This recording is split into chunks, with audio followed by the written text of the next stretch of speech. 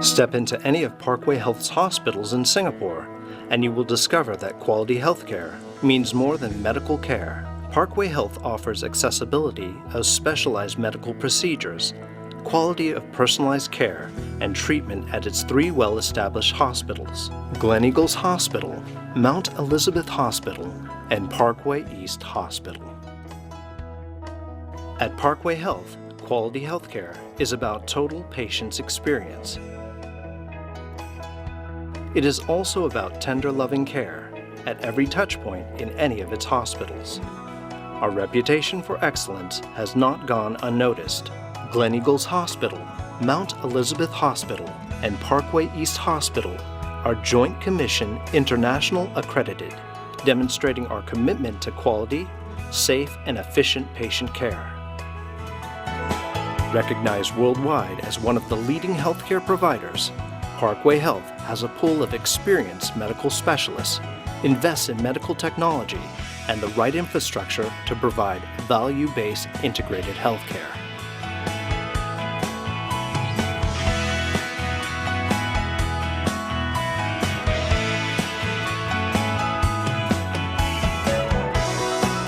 Parkway Health offers clinical programs that are tailored for patients to experience holistic and comprehensive care under a team of specialists. With more than 1,200 accredited specialists covering over 40 multidisciplinary specialties, patients can expect quality care and be assured of our integrated facilities and expertise, which are grounded in good clinical practice. Whether patients' needs are basic or complex, they find reassurance in Parkway Health's facilities. To achieve quality clinical outcomes and for effective treatments, Parkway Health continues to invest heavily in proven and advanced medical technologies.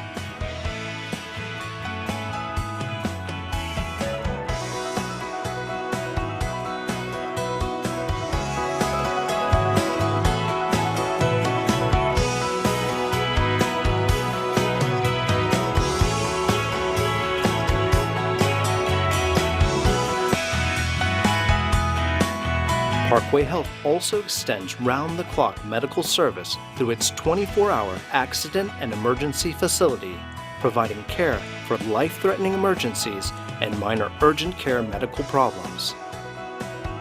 Parkway Health operates a patient assistance center to serve as a one-stop and 24-hour service center to help patients access specialists and complex medical care in Singapore. 24 hours a day and 365 days a year, our helpline service provides medical referral and assistance in over 10 languages. Our global culture means we know and understand our patients from their perspective. People from all over the globe have come to Parkway Health's 3 hospitals in Singapore for comprehensive specialist care. Beyond its reputation for medical milestones, patients come for the peace of mind, knowing they will receive quality care by our dedicated team of nurses, doctors, and staff who understand their special needs. In realizing our vision, we seek towards achieving quality clinical service and operational outcomes. This way, when our patients step out of our hospitals, we know we have made a difference in their lives. Parkway Health, your quality healthcare provider in Singapore.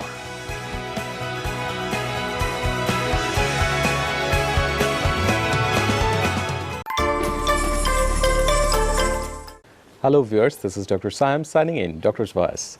Viewers, today we'll get to know about lung conditions and intensive care conditions from Dr.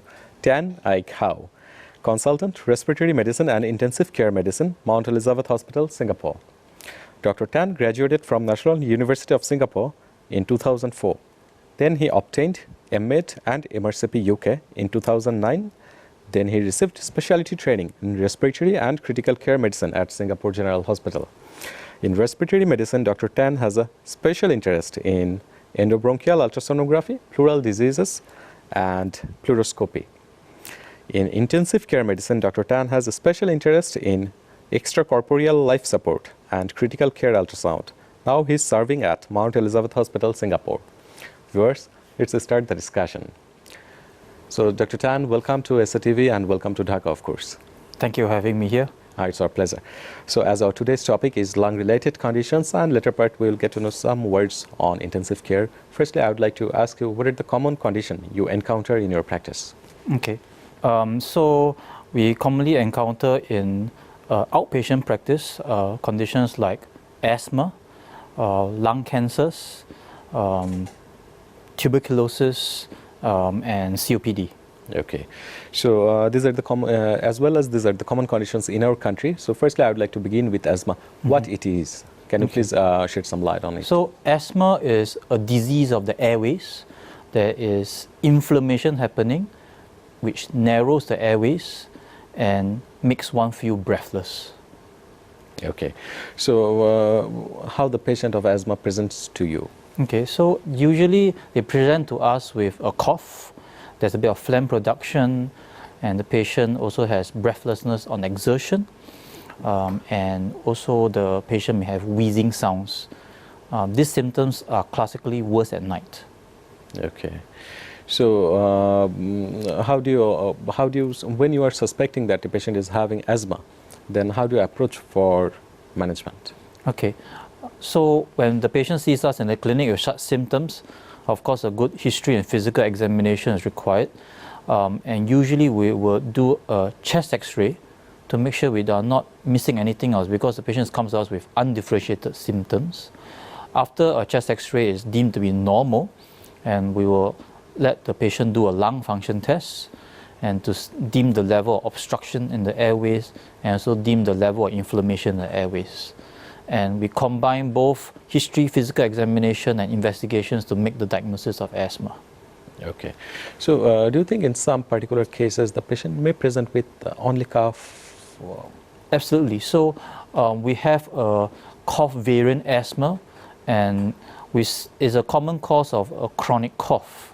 Again, we will need to put the patient through an X-ray and lung function test to be really certain that this is more likely to be cough variant asthma rather than any other serious problems.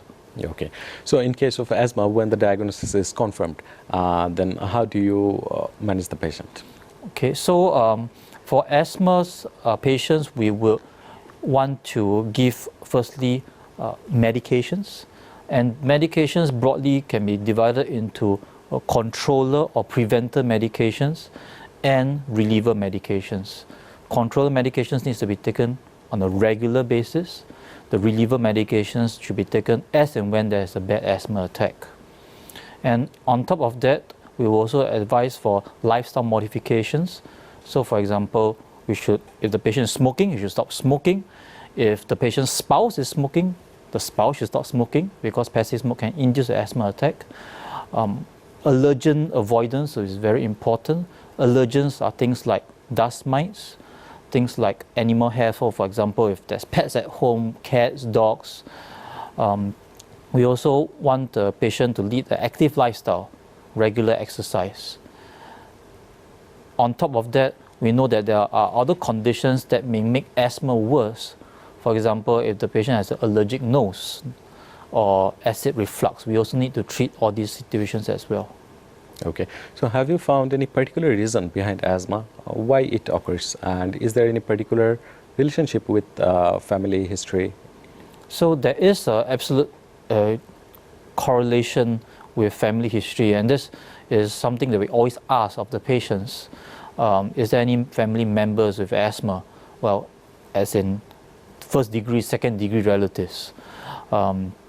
And this is a common phenomenon that we see. We will not be able to exactly pinpoint why the patient has asthma. We only know that, okay, now the patient has asthma, the patient has sensitive airways, and we need to start treating. Okay, yeah.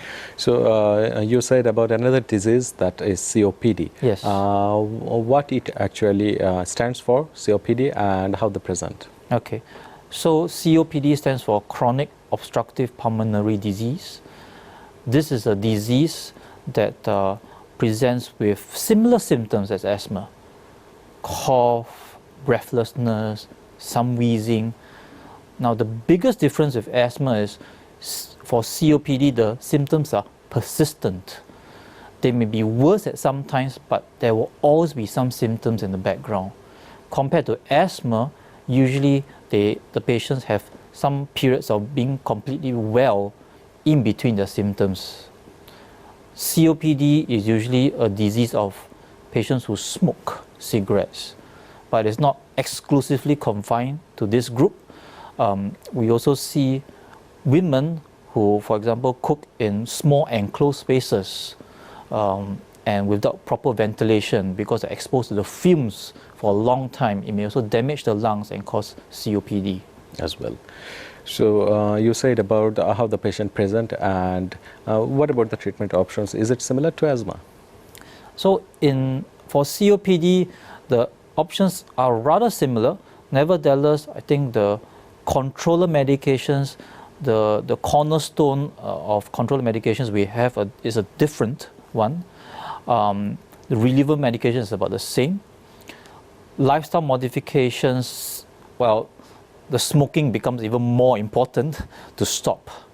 The other lifestyle modifications like dust and allergen avoidance become less important. Nevertheless, we can never be certain whether these COPD patients do have some underlying asthma as well. We have seen patients with a mix of both situations, so we still advise for these lifestyle modifications. And certainly for COPD patients, exercise becomes extremely important, because with exercise we hope to build up their respiratory reserves, and in the hope that they will breathe better, and in the hope that if they get a next COPD attack, the situation won't be as bad. Okay, so if the patient doesn't abide by the suggestions of quitting smoking and he's not compliant to the drugs, so what are the complications he might have? So the biggest complication is the COPD will get worse. We do know for a fact that lung function decline is a lot faster in smokers compared to non-smokers. As we age, our lung function does decline, but nevertheless smokers decline at the rate up to 5 to 10 times faster than non-smokers. We also see other smoking-related problems like cancers, for example, lung cancers. 10 to 20% of smokers will develop lung cancer in their lifetime, and that's compared to maybe about 1 to 2% for non-smokers. And we also see smoking leading up to things like heart disease as well. Okay, so but is there any other treatment options apart from the orally prescribed drugs and inhalers? Is there any other treatment options you can offer to your patient of COPD? So we talked about a lot of medications and lifestyle changes. Next, we also have surgical options. So we have various forms of surgery. So for example, lung volume reduction surgery, where we will take out the most diseased parts of the lungs and let the normal parts of the lung expand. We also have lung transplantation. Again, is reserved for the sickest of the COPD patients, the most symptomatic of the COPD patients.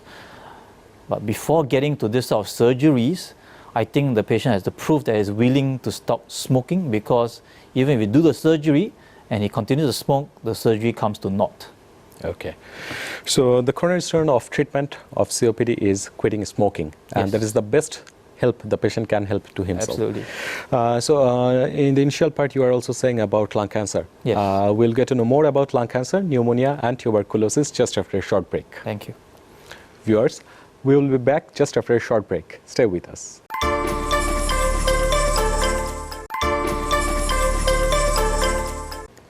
Viewers, welcome back to Doctor's Voice. Today we are talking about lung and lung-related conditions with Dr.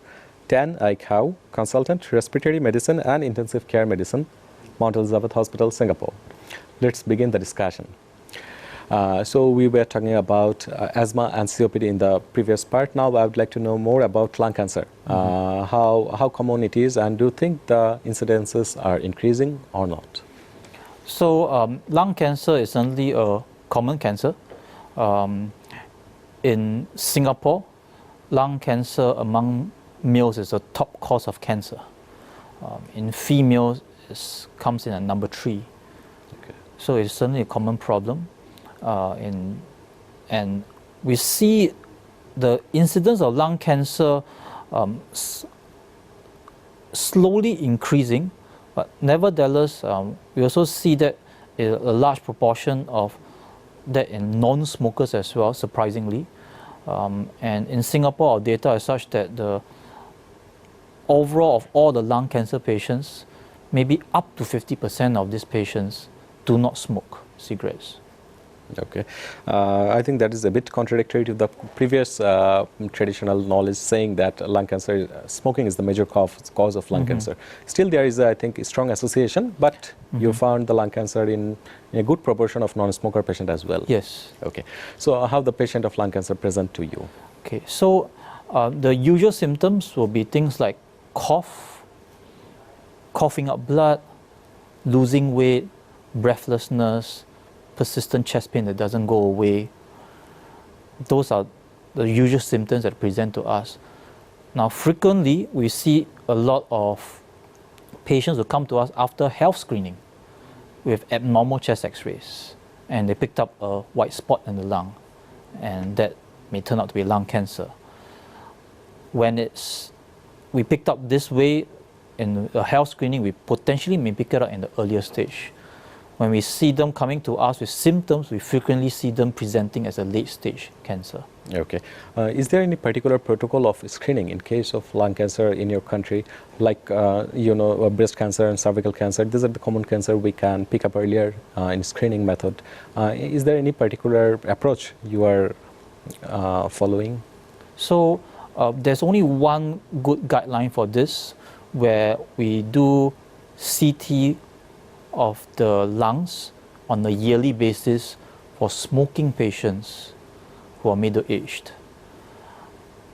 Otherwise, there's no other good evidence for the non-smoking patients. Okay. So you said about the presentations and in case of treatment, and of course confirming the diagnosis of lung cancer, how do you confirm it? So firstly, how do we approach the lung cancer will be, once you see a white spot in the lung, we will proceed on to a CT scan. We will determine the probability of lung cancer. If the probability is deemed high, we will need to do a biopsy of the tumor, wherever it is. And we need to see the cancer cells before we have a confirmation of lung cancer. After we have confirmed that, then we have to determine the stage of the lung cancer, because that will determine firstly how we would manage the patient, and secondly we can also help tell the patient the prognosis of the lung cancer.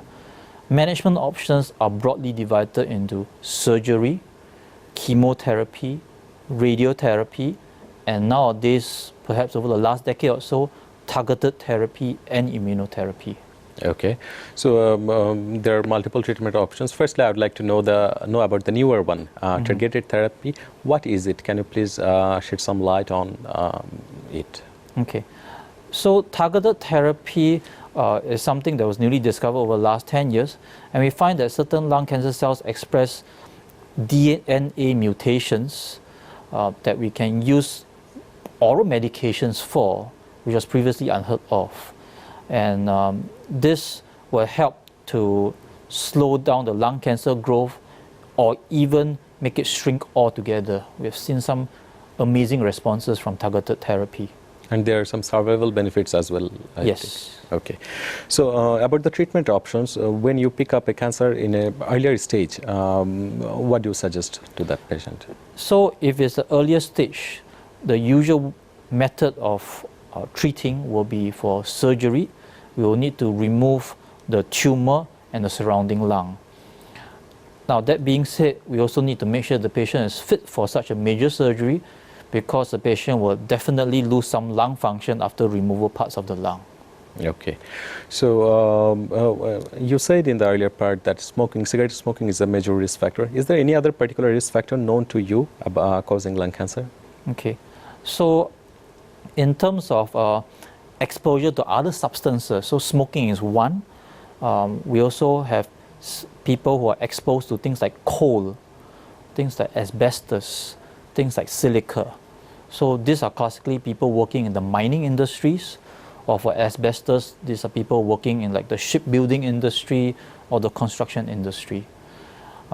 Patients that are in some parts of the world may be exposed to radon gas, which may increase the rate of lung cancer.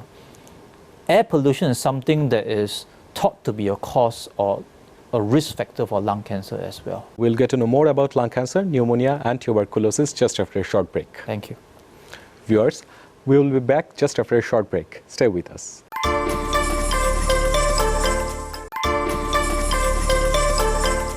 Viewers, welcome back to Doctor's Voice. Today we are talking about lung and lung-related conditions with Dr. Tan Ai Khau, Consultant, Respiratory Medicine and Intensive Care Medicine, Mount Elizabeth Hospital, Singapore. Let's begin the discussion. Now I would like to know about the infection causes. So what are the common infections of lung you encounter? Okay, so infections of the lung can be divided into the types of infection, types of germs, if you will. So there is viruses, there's bacteria, there is tuberculosis, and there is fungus. Okay. And you must be knowing that tuberculosis is pretty much common in this part of the world. Yes. And how the patient of tuberculosis commonly present and how do you offer treatment? Okay, so, well, to be frank, tuberculosis presents almost the same way as lung cancer does. So we frequently see tuberculosis mimic lung cancer and vice versa. And the first thing, again, when the patient has cough, coughing out blood, breathlessness, is a chest x-ray. And the chest x-ray will show characteristics more of tuberculosis. We will immediately try to get phlegm specimens and see whether there's any tuberculosis germs in them. If the x-ray looks suggestive enough, we will immediately start treatment immediately, even before waiting for the results from this phlegm test. Okay. And so what about pneumonia? In our country previously, it was the leading cause in case of neonates and elderly peoples. Mm-hmm. So how the patient of pneumonia present to you? So they will usually present with high fevers, coughing out blood. They may also present with appetite loss, feeling tired, weak. And especially for the elderly, they may not have classical fever because the immune response may not be the best. So they may just tell you that they are feeling a bit weaker, they have a bit of cough. Okay. And about the treatment? So treating pneumonia, firstly, we need to try to decide whether what germ is causing the pneumonia. So, for example, if we think it's a virus, then unfortunately we don't have much good treatment for viruses except for influenza. If it's bacteria, then certainly antibiotics will help. And the next question for pneumonia is, do we have to treat in the hospital or can we treat in the clinic as well? Because if the patient is unwell, then the patient needs to be admitted to the hospital. Firstly, for observation, monitoring, he may need additional oxygen help. He may need antibiotics to be injected rather than to be swallowed down. Okay. So in case of treating pneumonia and tuberculosis, what is the difference you feel? That both these are different sorts of bacteria and you treat in both cases antibiotics. Mm-hmm. But in case of tuberculosis, there is a long duration of courses and multiple drugs. Yes. What is the reason? So tuberculosis is a very slow growing infection. So taking time to treat it is slow as well. So there are two populations of tuberculosis germs usually found. One is the slow-growing type, and this is the one that makes us treat for at least 6 months of medications. Then there's the fast-growing type, and that one we will usually give a lot more medications in the first 2 months of treatment. Okay. So now you are also serving in intensive care unit in Mount Elizabeth Hospital, Singapore, and you have a special interest in extracorporeal life support. This term is a bit newer for us. Can you please shed some light on it and make it in a simpler way to understand? Okay. So usually we initiate extracorporeal life support. Firstly is for oxygen help. So when in the intensive care unit, usually if the patient has suffered a lot of lung damage from whatever cause, usually pneumonia, the patient has a breathing tube, has a breathing machine to help him breathe. There are situations where even the breathing machine is unable to bring the oxygen levels up to good levels. And this is where extracorporeal life support comes in, where there's a minor surgery involved. We need to put 2 large tubes into the veins in the groin. One tube will suck blood out from the vein, and we push it into a small little device which would firstly push oxygen into the blood and extract carbon dioxide from the blood. And beyond that device, the blood is pushed back into the other tube into the vein. And so we actually push oxygenated blood back into the patient. Okay, so oxygen-rich blood you push to the patient and the oxygen level definitely improves. Yes. And it must be a temporary or bridging method, I think. Yeah, absolutely right. So we must look at why the patient is having low oxygen levels.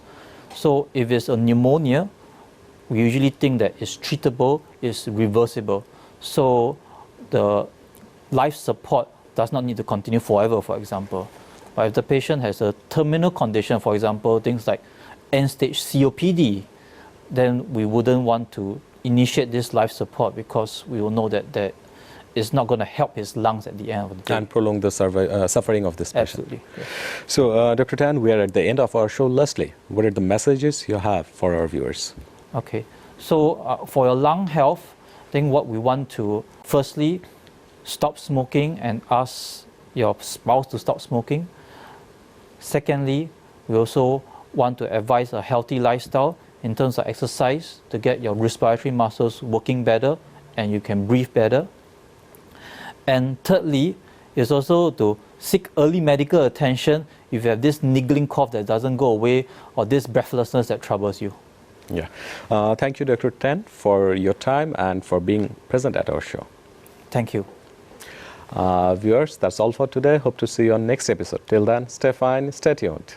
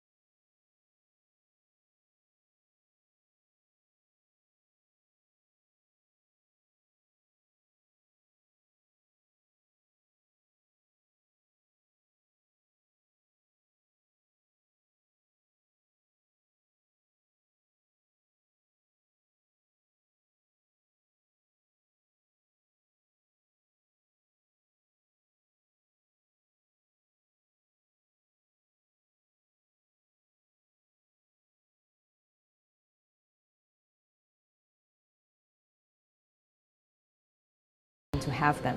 We've got a platform from the IT end that allows us to retrieve information, link up information, present data. The beauty of electronic medical records is that we can access the records from any part of the hospital anytime without fail. And quick access means for faster, more efficient care for our patients. We use the pneumatic tube system to send samples to the laboratory for quick testing so that the doctors can access the results almost immediately. The laboratory support is really impressive. Patients can actually have their blood tests taken and expect their results back in as short as 2 hours.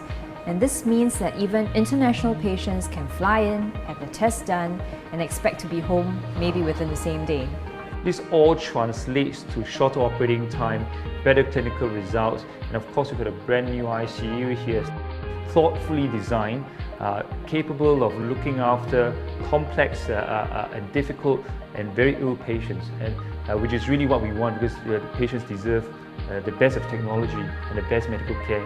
There are 250 medical suites in this building, and we have specialists ranging from neurosurgery, cardiovascular, anything you can think of. You have the best of the best working in this hospital. The clinic's actually linked to the wards on every floor, and this is really important for us because it allows us access to our patients in the wards at all times and enables us to keep a really close watch on them while they're recovering. What's really impressive is that access to advanced medical treatment can be done within 48 hours. A simple weekend away for medical treatment is now a real possibility within my busy schedule, and that's life-changing. The staff, they're really warm and professional, and they always greet you with a smile. I can keep in touch with my family and stay online. And the patient console is a unique and nice feature that keeps everything within reach, like ordering food and of course, selecting entertainment channels. I've been a professional chef for the past 20 years. This is the best technology with nature. It's possible. The best of medical specialty under one roof.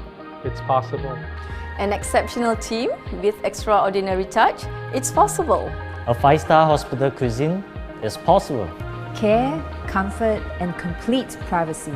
It's possible. The hospital of tomorrow, here today, it's possible. Service quality and speed with a human touch is possible.